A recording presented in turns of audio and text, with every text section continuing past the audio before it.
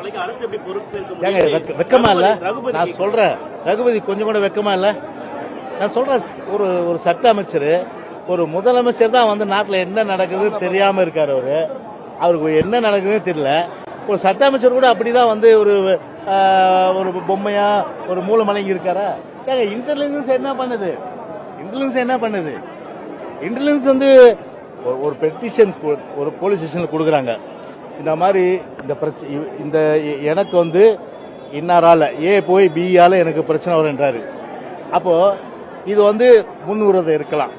முன்னுரிமை இருக்கும்போது ஏ வந்து பியால தனக்கு ஆபத்து வரும்னு சொல்லும்போது, அப்போ அந்த ஸ்டேஷன்ல இருக்கிற ஒவ்வொரு ஸ்டேஷனுக்கு ஐஎஸ் உண்டு, இன்டெலிஜென்ஸ் செக்ஷன் உண்டு. அந்த இன்டெலிஜென்ஸ் செக்ஷன் என்ன பண்ணோம்?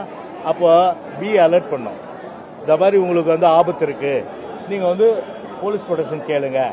அதுதானே வந்து ஒரு அரசு செய்ய வேண்டியது.